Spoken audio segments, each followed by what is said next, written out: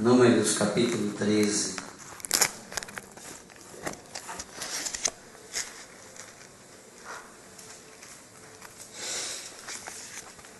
Números capítulo 13, a partir do verso 1. O tema dessa ministração é: há duas formas de ver as coisas. Números 13. Diz assim a palavra do Senhor: E o Senhor disse a Moisés: envie alguns homens em missão de reconhecimento à terra de Canaã, terra que dou aos israelitas. Envie um líder de cada tribo dos seus antepassados. Assim Moisés os enviou ao deserto de Parã, conforme a ordem do Senhor. Todos eles eram chefes dos israelitas. Agora dá um pulinho lá para o 17. Quando Moisés os enviou para observar em Canaã, disse: subam pelo Neguebe e prossigam até a região montanhosa.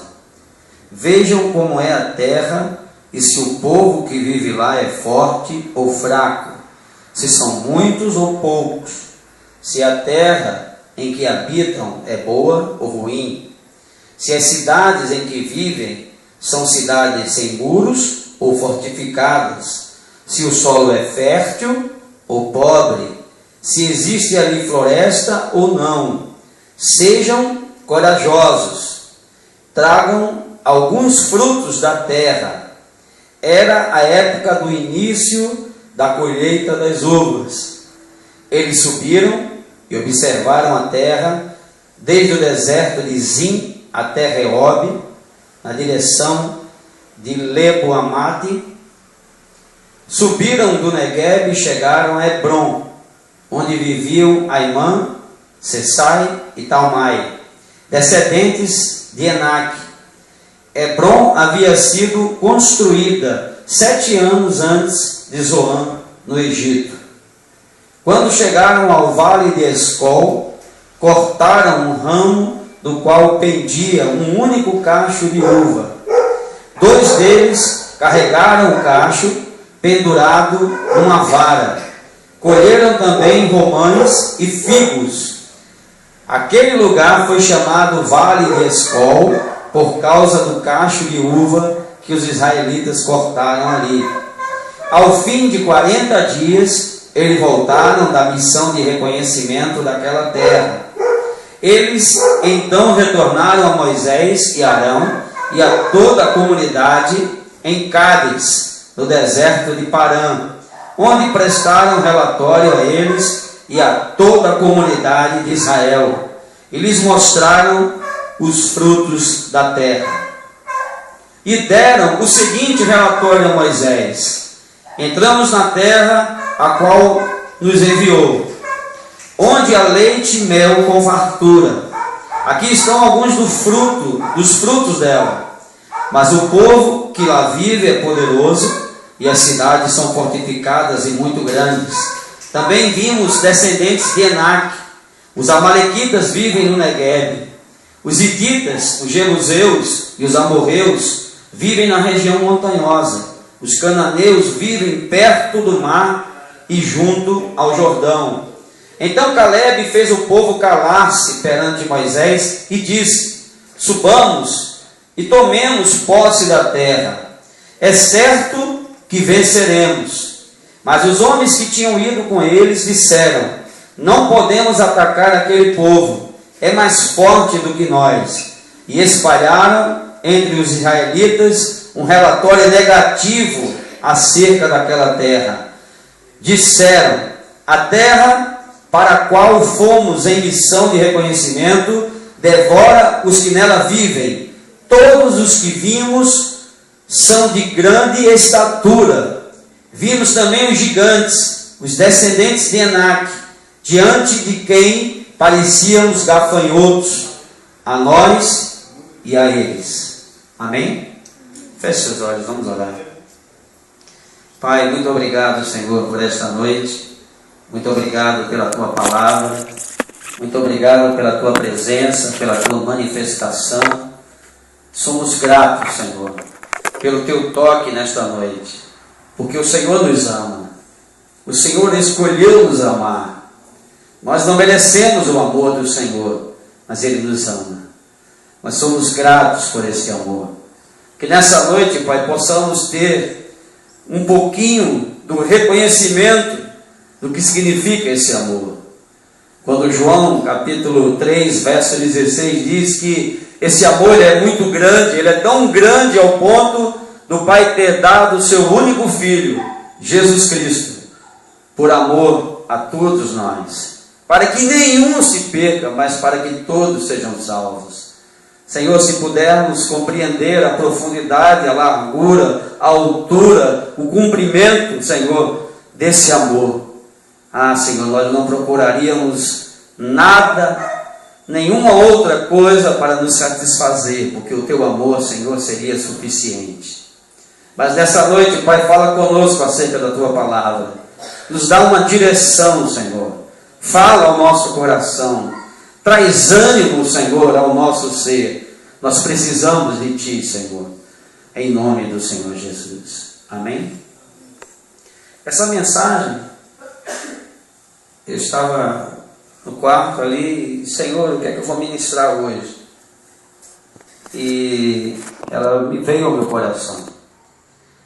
Como eu disse, o tema é: há duas formas de ver as coisas. Nós que somos militares, e fica muito fácil para nós entender o que é uma missão de reconhecimento. Moisés, ele tinha uma terra para conquistar, havia uma promessa do Senhor para que eles herdassem aquela terra.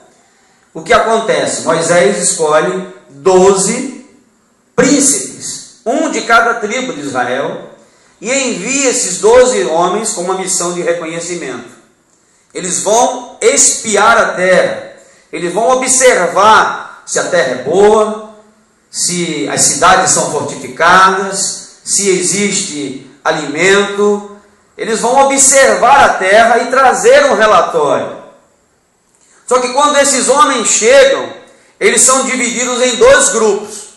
Um grupo traz um relatório de uma forma e o outro traz de outra forma. Eu não estou dizendo que você tem que mentir. Não, de forma alguma. Nem tampouco você cegar diante das adversidades. Também não é isso. Mas 10 desses 12 homens trouxeram uma visão realista, porém pessimista. Chegaram e disseram: olha, a cidade é boa, mana, leite e mel, olha aqui, trouxemos uva, tem fruto, as cidades são boas, são fortificadas, porém o povo lá é muito forte, são descendentes de gigantes, as cidades são muito bem fortificadas, nós somos como gafanhotos diante deles. E isso causou medo diante de toda a congregação dos israelitas. Todo o povo ficou com medo. E aí Caleb e Josué, representando o segundo grupo, diz: espera aí, pessoal, não é assim não. Realmente, a terra é boa, mana, leite e mel, as cidades são fortificadas, é verdade, tem gigantes na cidade, nessas cidades existem gigantes, é verdade, porém, nosso Deus, o Deus que nos enviou, o Deus que nos prometeu, Ele vai cumprir a promessa. Acabou. Eles tiveram uma visão realista, porém otimista. Enquanto um grupo teve uma visão realista, pessimista, eles tiveram uma visão realista, otimista. E a forma como você vê as coisas determina o que vai acontecer na sua vida. Se você observa um fato negativo como uma oportunidade, você vai aprender algo, você vai crescer, você vai conquistar. Mas se você vê aquela adversidade como um gigante, como uma rocha, que você não tem como escalar, não tem como ultrapassar, aquilo vai paralisar você. E o pior, Aquilo que você vê, da forma como você vê, da forma como você passa, contamina outras pessoas. Aqueles 10 homens conseguiram contaminar 2 milhões de pessoas. 2 milhões de pessoas ficaram com medo de tomar posse de uma promessa, de uma terra que Deus tinha prometido a eles.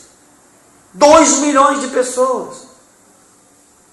Será que o Deus que tirou eles do Egito, eles tinham acabado de sair do Egito, e o Senhor tirou com mão forte, operou grandes sinais, prodígios e maravilhas. O Senhor realizou milagres ali, aos montes, demonstrou o poder dele, a glória dele. Será que o mesmo Deus que tirou eles do Egito não era capaz de fazer eles herdar a terra que o Senhor tinha prometido a eles? E esses homens conseguiram contaminar toda a congregação de Israel. Sabe o que aconteceu? Esses 10 e toda a congregação de Israel morreram no deserto, dando voltas durante 40 anos e não entraram na terra prometida. Ficaram dando volta no deserto até morrer toda a geração de incrédulo. Só Josué e Caleb, representado aqui pelo outro grupo dos que foram enviados para a missão de reconhecimento, tomaram posse da terra prometida, tomaram posse da bênção que Deus tinha prometido a eles. Eu queria que você olhasse para a pessoa que está do seu lado e dissesse para ela: a forma como você vê, como você encara as coisas, vão determinar a sua vitória ou a sua derrota, a sua vida ou a sua morte.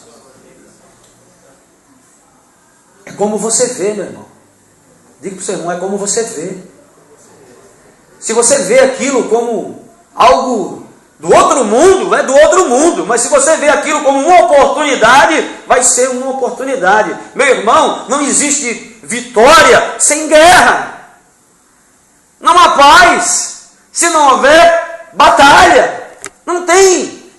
Se você tem que conquistar algo, você vai ter que conquistar com muita luta, com muito esforço. Eu me lembro quando eu estava estudando, eu passei um ano, eu era bancário, eu trabalhei no Cominde, Banco do Comércio e Indústria de São Paulo, trabalhei no Banco Francês e Brasileiro e trabalhei no Banorte, Banco Nacional do Norte. 5 anos, 1 mês e 11 dias. E aí comecei a estudar para concurso. Fiz vários concursos. Não sou controlador de voo hoje por 2 questões de inglês, 2. Se eu tivesse acertado mais 2 questões de inglês, eu era controlador de voo. Passei na ESA, mas não foi fácil, meu irmão. Eu passei um ano estudando. Eu fazia uma UEL, que era um cursinho. Eu comprei umas apostilas no Unipré, lá no Rio de Janeiro, mandei buscar lá do Rio de Janeiro. Eu acordava de 5 horas da manhã, de 5 às 7 eu fazia o treinamento físico, porque eu sabia que ia ter a prova física. 7 horas eu me aprontava, ia para o banco, ficava até às 18 horas. 18 horas, 18h30 eu ia para o cursinho, ficava até às 10h30. 10h30 eu ia para casa e estudava até 2 horas da manhã. E no sábado, domingo e feriado, o dia todo no quarto estudando, de manhã, de tarde e de noite. Só saía para ir ao banheiro ou para fazer refeição. E todo concurso que vinha eu fazia. E cada concurso que eu fazia, eu sabia que eu estava mais próximo. Mas, meu irmão, foi um preço alto. Eu tive que abrir mão de muitas coisas. Para você conquistar algo, você tem que lutar. Para você conquistar algo, você vai ter que abrir mão de algo. Nós queremos tantas coisas, mas nós não queremos fazer nada. Queremos que elas caiam de paraquedas, que elas aconteçam do nada. Meu irmão, eu quero dizer uma coisa para você. Em todo milagre existe a parte de Deus e a nossa parte. Deus, ele vai fazer a dele, sem dúvida nenhuma. Nós temos que fazer a nossa parte. Amém? Diga ao seu irmão, você tem que fazer a sua parte, meu irmão. Olha, presta atenção agora no que eu vou falar. Consequências de quem sempre olha as coisas da vida, as batalhas da vida de forma negativa. Preste atenção comigo. Primeiro, tristeza. Quando aqueles homens chegaram e disseram: olha, a terra é boa, a terra mana leite e mel, as cidades são boas, porém são fortificadas, tem gigantes, tem homens valentes. A primeira coisa que veio no coração deles e que passou, porque o medo, ele contagia, ele contamina, passou para o coração dos outros, foi o medo. Quando nós temos uma visão pessimista de todas as coisas, a primeira coisa que vem no nosso coração é o medo. Somos como os gafanhotos. Vocês leram aqui o capítulo 14? Se vocês lerem aqui, vocês vão ver como eles falam. Nós estávamos lendo aqui e eles estavam dizendo: olha, nós somos como gafanhotos. Eles se sentiram aqui de uma forma totalmente impotente, incapaz, porque eles estavam olhando para eles mesmos, eles não estavam olhando para Deus. O problema é como nós vemos as coisas. Quando você vê do teu ponto de vista, você não tem capacidade. Quando você olha para Deus, Deus vê de cima para baixo. Enquanto eu e você, a gente só vê no nosso horizonte, Deus olha de cima para baixo. Aquilo que para a gente é uma montanha intransponível, para Deus não é nada. Ele olha, ele vê tudo plano.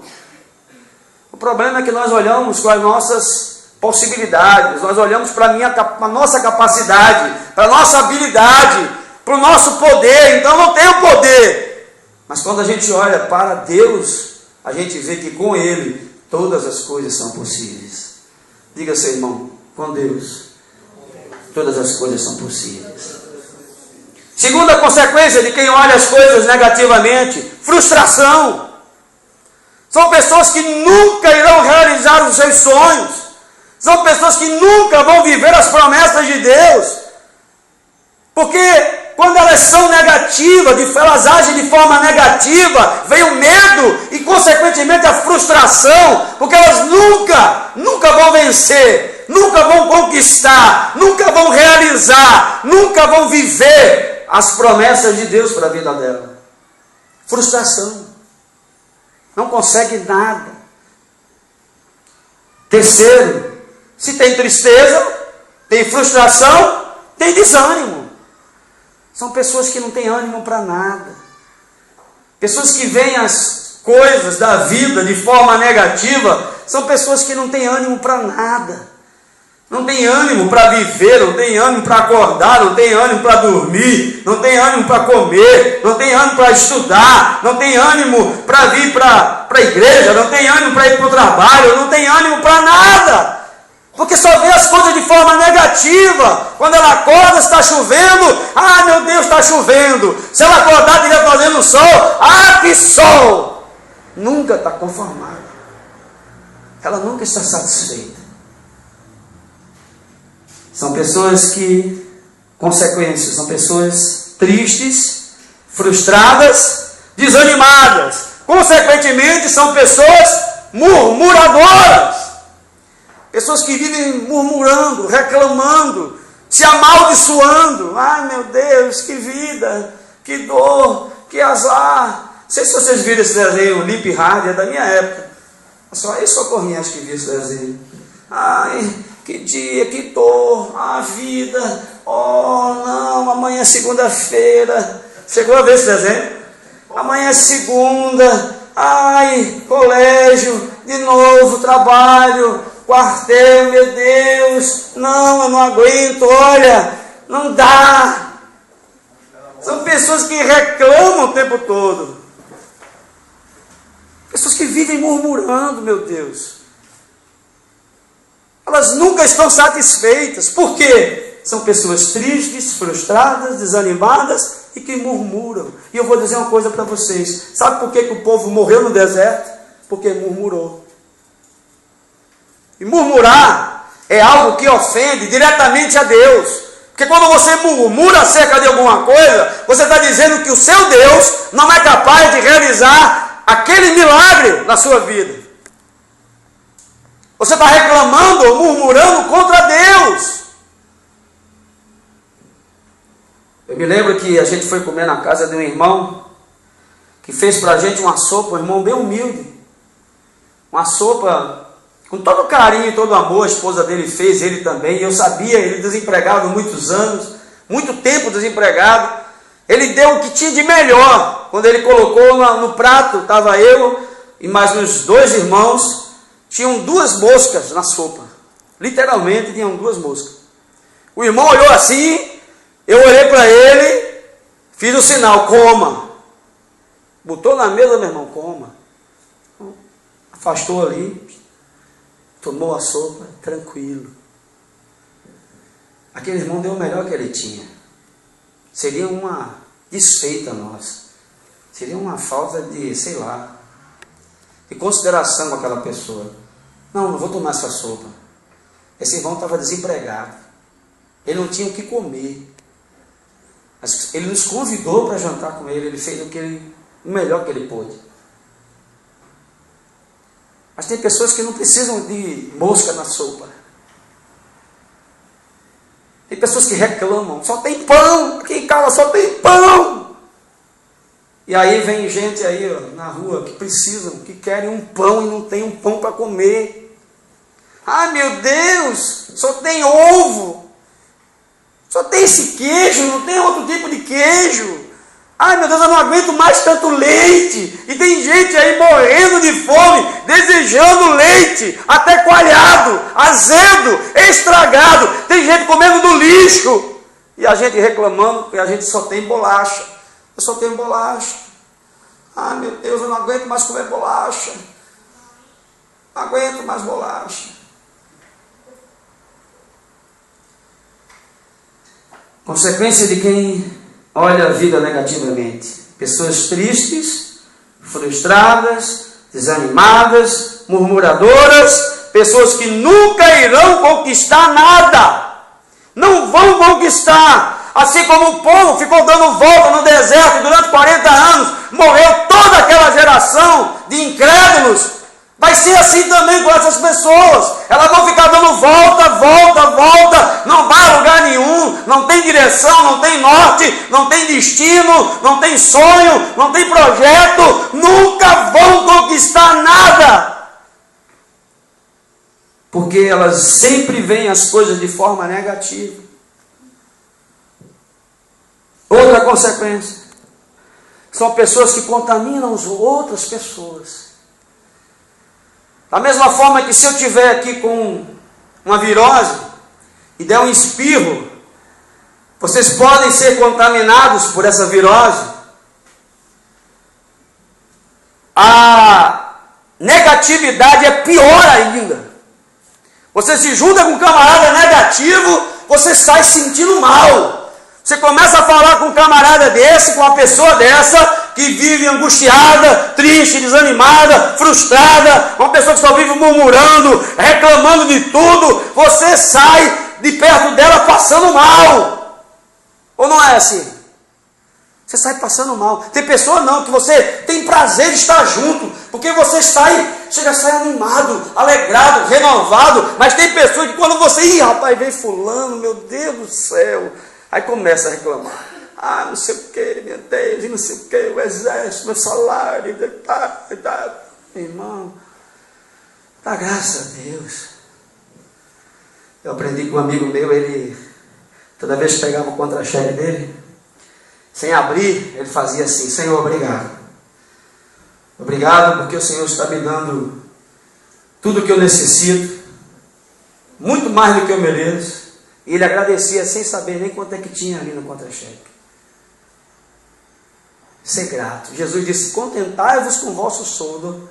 Não foi nem Jesus, perdão, foi João Batista que falou isso. Contentai-vos com o vosso soldo. São pessoas que contaminam outras.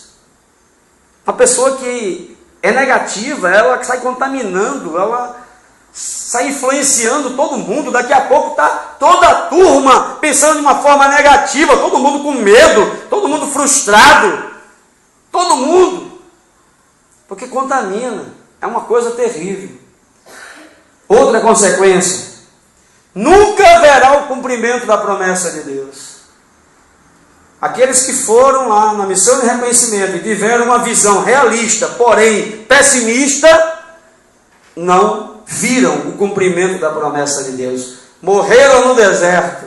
A outra geração que nasceu, essa entrou na terra prometida. Mas aquela que viu de uma forma realista, mas pessimista, não herdou, não entrou, não viu o cumprimento da promessa. A pessoa que sempre olha as coisas de forma negativa, ela nunca vai ver o cumprimento da promessa de Deus na vida dela. Nunca. Misericórdia. Em último lugar, são pessoas que desistem facilmente. Elas começam, no primeiro obstáculo ela para. Depois ela vai e começa outra coisa. No primeiro obstáculo para. Vem para cá, começa, para. Ela começa tudo e nunca realiza nada. São pessoas que desistem com muita facilidade. Eu me lembro que quando a gente começou o trabalho, aqui há uns 4 ou 5 meses, teve um dia que só estava eu e Emanuel. Não tinha ninguém. Até Socorrinha nesse dia estava passando mal e ficou doente, ficou deitado. Estava eu e ele. Mas olha, foi um dia tão gostoso. Foi um momento assim tão maravilhoso. A presença de Deus foi tão gostosa. Se a gente fosse olhar pelos olhos naturais, a gente sabe uma coisa, vamos parar com isso. A gente está perdendo tempo aqui. Não, Senhor, não estamos perdendo tempo. Porque se uma vida for abençoada, valeu a pena. Valeu a pena. A gente não está aqui procurando glória para a gente não está aqui querendo enriquecer as custas de ninguém, a gente está aqui querendo enganar ninguém. Nós estamos aqui pregando a palavra de Deus. Querendo que você seja abençoado. O propósito de Deus não era esse para a vida deles. Mas a forma como eles viram as coisas determinou o destino deles. Diga para o seu irmão, a forma como você vê as coisas determina o seu destino. Da mesma forma que nós vimos aqui as consequências de quem olha as coisas negativamente, eu quero que você compartilhar com você rapidamente consequências de pessoas que olham as coisas de forma positiva. Pessoas que olham os obstáculos, as adversidades, os problemas de forma positiva. Primeiro, é uma pessoa alegre. Seja em qualquer circunstância, ela está sempre alegre. E às vezes você olha e diz, rapaz, esse cara está passando por um problema terrível. Ele tem vários problemas, ele tinha tudo para estar chorando, está murmurando, mas ele está rindo e ele faz as pessoas rirem.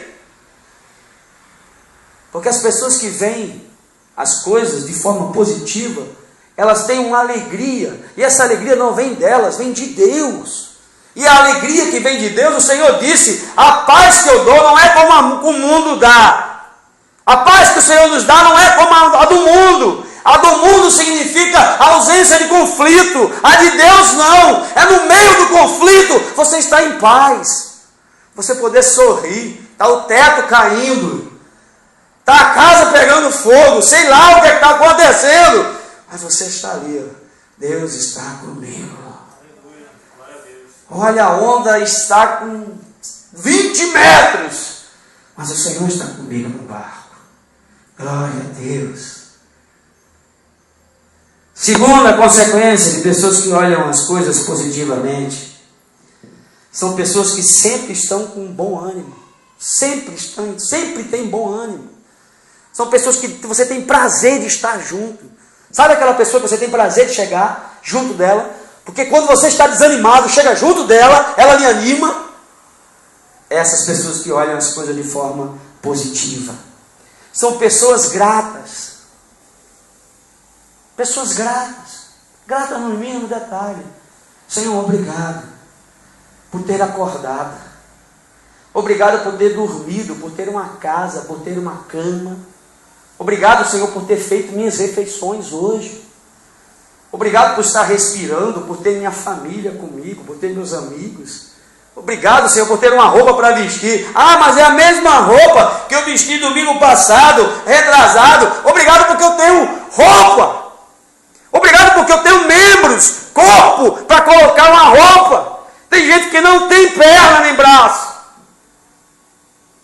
Gostaria tanto de vestir a mesma calça todos os dias, mas não tem perna. Gostaria tanto de vestir aquela camisa todo dia, mas não tem camisa, não tem braço. São pessoas gratas. A pessoa que olha as coisas de forma positiva, ela é grata. Ela é grata por tudo, nas mínimas coisas. Ah, Senhor, hoje não é só leite, é café com leite, glória a Deus. Ó, melhorou, né? Grata. Senhor, não é só pão, é pão com manteiga, pão com ovo. Que bênção. Ontem foi pão com ovo, glória a Deus. Amanhã é pão com ovo, glória a Deus. Amém. São pessoas que são gratas. Uma pessoa que vê as coisas de forma positiva é uma pessoa realizada. Ela não é uma pessoa que se frustra. Ela é uma pessoa realizada porque ela é uma pessoa grata. Ela é uma pessoa grata. Ela é uma pessoa alegre. Ela é uma pessoa que tem um bom ânimo. Ela é uma pessoa realizada. Uma pessoa grata é uma pessoa realizada. Uma pessoa ingrata é uma pessoa frustrada. Aquela pessoa grata, ela é uma pessoa realizada. Ela está sempre feliz, sempre alegre, sempre satisfeita com o que tem e não com o que não tem. Eu me lembro que eu estava lá na 7ª região, no auditório, no culto, e chegou o chefe da serviço de capelania do exército, um padre, foi visitar o nosso culto. E ele chegou na hora que eu estava fazendo uma oração. Entrou com o general, e eu estava agradecendo o que temos e o que não temos. Senhor, obrigado pelo que eu tenho. E obrigado pelo que eu não tenho. Obrigado pelo que eu vou conquistar, que eu vou conseguir. E obrigado pelo que eu não vou conquistar, pelo que eu não vou conseguir. Obrigado, Senhor, pela saúde, mas obrigado também pelas enfermidades. Obrigado pelas vitórias, mas obrigado também pela derrota. E quando eu acabei de fazer a oração, aquele padre chegou para mim e disse: eu fui abençoado com a oração que você fez. Porque a gente só sabe, para a gente, sinônimo de alegria é só sinônimo de vitória, de bênção, mas não é assim não, meu irmão. Jesus não prometeu isso para a gente não. Ele disse: olha, no mundo vocês vão ter aflições, mas tem de bom ânimo. Mesmo na aflição, tenha bom ânimo. Diga lá para a pessoa que está do seu lado: mesmo nas aflições, tenha bom ânimo. Amém? Uma pessoa que olha as coisas de forma positiva é um conquistador, é um vitorioso, porque ele sempre vê as impossibilidades como uma oportunidade. Olha, a porta está fechada aqui, tá, mas espera aí, deixa eu pensar. Senhor, me mostra outro caminho. Ele faz como a água, né? A água vem, se ela encontrar um obstáculo, ela faz de tudo, ela contorna o obstáculo e continua o curso dela. Essa é a pessoa que olha as coisas de forma positiva. Ela é um conquistador. Assim como aqueles dois, Josué e Caleb, conquistaram a terra prometida. Mesmo depois de 45 anos, Caleb disse: eu tenho hoje a mesma energia, o mesmo vigor para sair à guerra, de quando o Senhor me prometeu e quando o Senhor me cumpriu. 45 anos depois, Caleb tomou posse da terra. Ele lutou com a espada dele, tomou posse da terra, e ele disse: eu tenho a mesma energia, o mesmo vigor, a mesma saúde de quando o Senhor me fez a promessa há 45 anos atrás. Eu quero dizer uma coisa a você: pode demorar o tempo que for, mas quando Deus te der, você vai usufruir da melhor forma possível. Não se preocupe com tempo, com idade, não se preocupe com nada. Você vai usufruir. Se Deus prometeu, Ele vai cumprir. A palavra diz que Ele não é filho do homem para que minta, nem se arrepende. Nele não há sombra de variação. Ele não muda. Diga, seu irmão, Deus não muda. Uma pessoa que sempre olha as coisas de forma positiva é uma pessoa que inspira outras pessoas, que influencia outras pessoas positivamente. Quando você chega perto dela, você se sente inspirado. Mas rapaz, ele tem tudo para abandonar, ele tem tudo para desistir, mas ele está de pé, e ele ainda está sorrindo, ele está me inspirando. São pessoas que inspiram outras pessoas, que influenciam outras pessoas positivamente. Acho que você deve conhecer pessoas assim, que você olha e diz, rapaz, cara, esse bicho aí, esse camarada aí, ele tinha tudo, bicho, para desistir, para abandonar, para largar, para fugir, mas ele está aí, ó, rindo, ele está aí, ó, sobrevivendo, matando o leão dele todo dia, enfrentando o urso todo dia, enfrentando suas adversidades, mas ele está sorrindo, ele está confiante, ele está conquistando e ele está me animando. Diego, meu irmão, quando vocês vencem, quando vocês superam, eu sou inspirado, eu sou animado, vocês me inspiram.